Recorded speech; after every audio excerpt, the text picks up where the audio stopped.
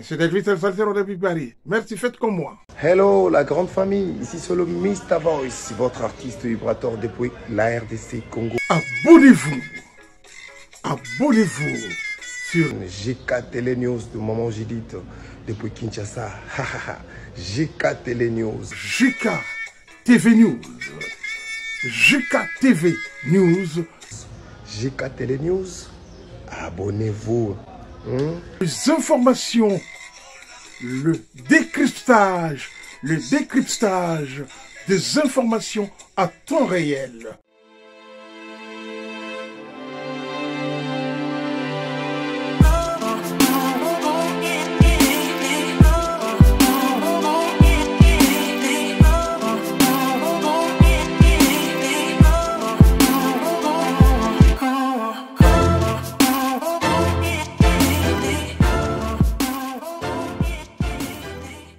Mbote na balandi na biso nyonso ya JK Télévision na pesi bino mbote parce que na ebete boza ebele pe bokozala ebele ya kolanda émission na biso santé chez vous, santé na banda kuna biso, santé na mituka na biso, santé place tolalaka, santé place tofandaka ezali JK.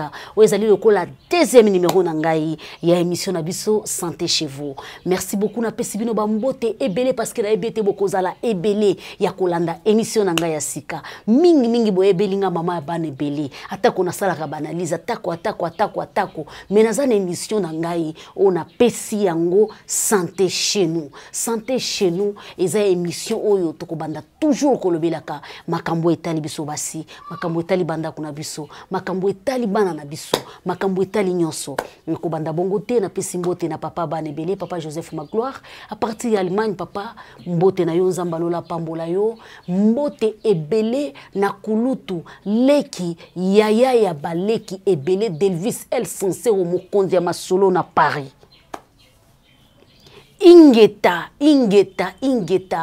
Ingeta na produit ya sika, ingeta na star munene ya sika, akoti na bandako na biso, akoti na ba porte na biso, na kombo ya Iyenga.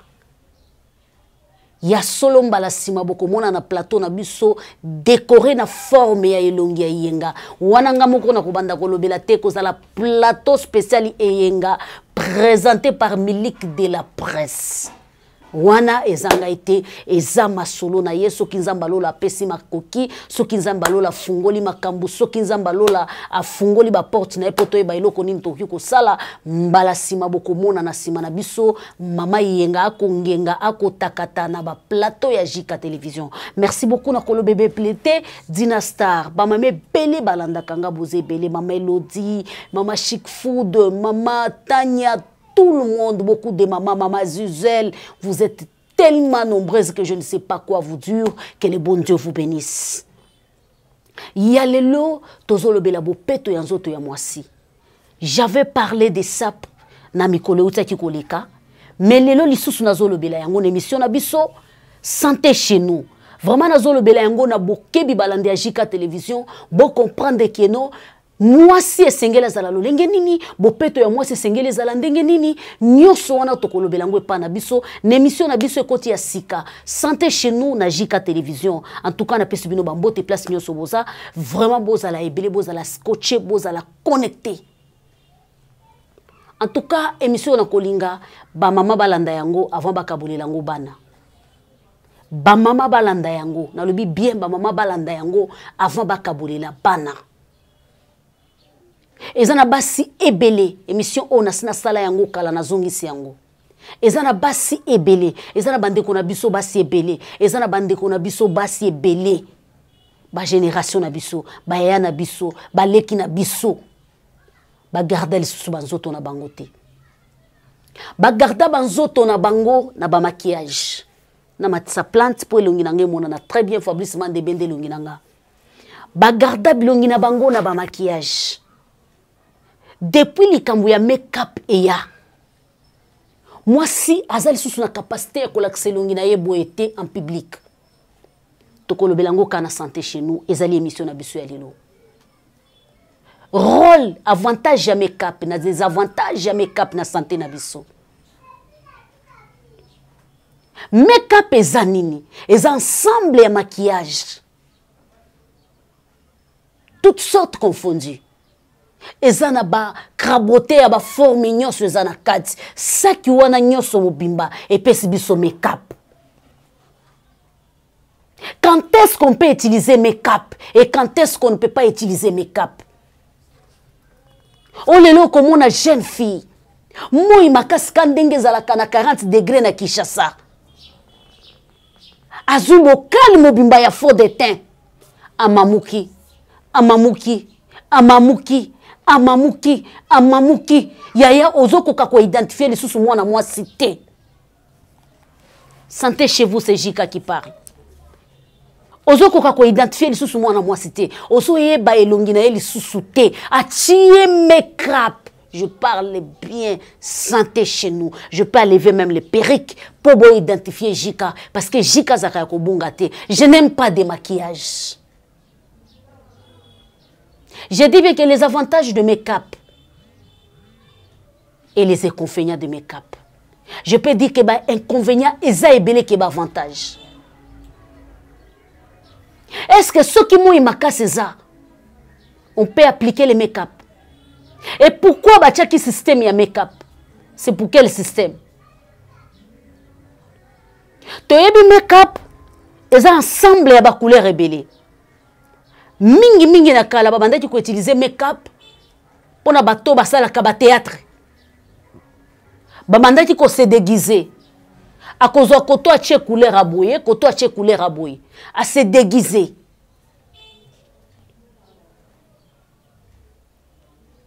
Ou bien musicien moko boy célèbre alinga matana podium pour abima extra par rapport à ba fanatique na ye. Abimine longi moko boye o eza non identifié. Ba fandi ba lambi elongi wana. Sache bien que tant oiseau quitte na podium, tant oiseau kota na ba chambre na ba toilette na bango wana, ba ko sokole longi. Elongi zozonga plat. Bako zwa ba wil moko ya pete, bako pakola yene longi azongi normal. Et comme il est le soko utiliser make-up te ozaka beauté te ozaka propreté, est-ce que make-up est synonyme ya cause la propre? Est-ce que make-up est synonyme ya cause la mosquitoko? Est-ce que make-up est synonyme ya cause la fille à classe? Est-ce que make-up est synonyme ya cause la maman? Il y a classe. Moi, je peux vous dire que non. Avantage, n'a pas avantage. Avantage de make-up, et ça permettre yo, obimi saboter moko boya kitoko. Bien sûr, on ajoute. Soko za kitoko, obaki si beauté, oko koma li susu kitoko plus. Avantage de make-up yangwan. Na ebite ceux qui mususu za, ba étoile nanga. L'émission na biso santé chez vous, beaucoup tchelanga na commentaire. Na lingina no boya mbango kitoko makasi. Et puis bo tindelanga ba vidéo prochainement. Na kolinga ma mélodie, na kolinga ma mebele ba tindelanga ba vidéo to poster yango l'émission na biso santé chez vous. Et ça ko permettre yo obim saboter moko bo extraordinaire. Et ça ko permettre yo obima penza mafuta. Et ça ko permettre yo obima moko ngenga. Et ça ko permettre yo obima na moi beauté moko boye. Avantage yangwana. Est-ce que après on a avantage jamais cap ezali? Non. Toké na des avantages. Des avantages ya make-up. Eko kanga madusu, je crois Fabrice Mande benda litama na ngai peza na bosembo. Eko kanga madusu ya esika mo pepele kaka na matama na biso. Eko kanga ka madusu, tango oko zwaka fo de te wana. Oko pakolaka yango, oko pakolaka yango, oko pakolaka yango, oko bakisaka yango, oko tondisaka yango, lokwa monzoto. Oko bakisaka yango plein. Ezo zipaka madusu. Ezo boucher. Dede. Ezo komisa poso yanzoto na yo makasi. Et ako memela yo ba ride. Ah oui. C'est pour cela que mona bastar. Bakenda kamingi basala bango ba opération ya biloko yo. biloko yo yango nde koyaka bakendaka basala bango ba opération yango yaya olingo sala émission olingo sala direct parce que tu n'es pas sûr de toi-même ozui make-up otie c'est bien ce n'est pas mauvais ezali moko ya beauté ya mwana mwasi ozui make-up otie akitoko makasi mais mutune ezali okolala nango to okobimisango mutuna très capital yami balé zoto oyo elongi oyo mesani si make-up oza sir jour okotia make-up okozala sir na yo moko boko mesana kana émission oyo santé chez vous tokokota na mozindo tokokota na obalobaka te awa tokoloba yango melelo eza émission kaka Fabrice tokoki 15 minutes yebsanga émission nanga ekobandoleka 15 minutes te pas au-delà de 15 minutes pas au-delà de 15 minutes est-ce qu'on assure aux assure que jour au coach me capté au cause toujours na boto bimisaka te make-up ya ko détruire santé aux assure jour make-up e kozala ne longi na yo tende konangai o komi sentir ndengo zozala te parce que un certain moment il faut ko tike longi polele olingo la la boye ozui mafuta mbila bato bazali banda mboka peut-être mafuta mbila ya bio ezate ya eza na ba glycéline mususu ya bio oyo ko ko permettre que pona yo ezala bien tozana elanga biso awa bino kuna bozaka na ba climat moko boye na jaka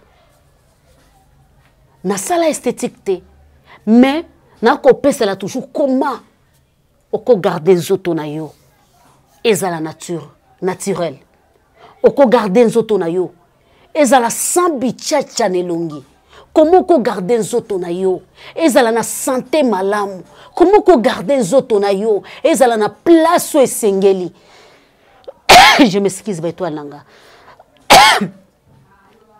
comment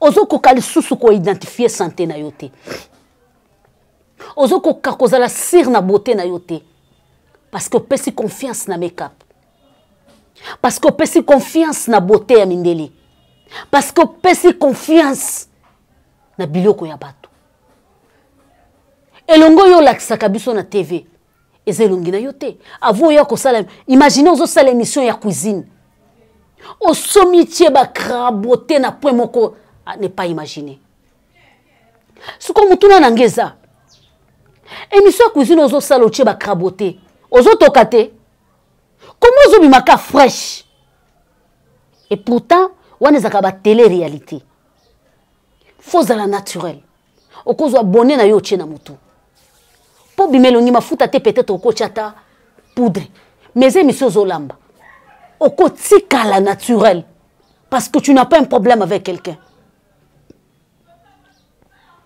pona lelo na suki awa santé chez vous na koyebisa bino que na make-up tozana ba avantage ebelete avantage à make-up et permettre yo bima kitoko pona ngonga muke mais soko mesani si elongi na yo na make-up je te dis désolé ezana batuti lelo bakota ba bouton et koka kosila te likolo ya ba faux de teint ezana batuti lelo ba betela ba tampon e koka kosila te likolo ba faux de teint yaya ezaka mafuta tende sala mutu tampon faux de teint pe e benda yo eloko yo e komisiango awa e bebe selongi na yo pona le logique akomi na suka zala sir na beauté na yo santé naturelle chez nous zala sir na beauté na yo essaye un peu ya kosala émission naturellement essaye un peu journée mobimbo bimite chata poudre ne longité essaye un peu ya kozala journée mobimbo bimite aux à l'aise ola ti sous-vêtement te ola ti soutien te aux à l'aise olole kamu pepe mpepezo koto partout ozo créer climat moko boya kitoko na santé na yo merci beaucoup dossier on a oloba na maîtrise ngo kitoko makasi pona lelo tolobela ki make-up na suki wana mbala ya sima toujours na kolinga tolobela dossier make-up na kobenga mutoyo ayebi maquillage kitoko elongo na ye tokosa na émission ameka ko expliquer biso maquillage parce que il s'agit ya santé. Merci beaucoup na Fabi Simande na Sima ya Bilili. Merci beaucoup na Feli Mwamba. Merci beaucoup na assistance ya Miliki de la presse azalaki na mopanzi lokola réalisateur azali ko réaliser émission na biso tokomi na suka ba vrai ya jika boyamba bébé na bino azali susu bébé te parce que akotaki lelo za lokola deuxième épisode de émission na biso ngana bino tokutani l'épisode ya suka toko bandana na ba 15 minutes avant tomata. Merci beaucoup ba commentaire na bino elekebele po sala nga ba bien kamata ba bis bye.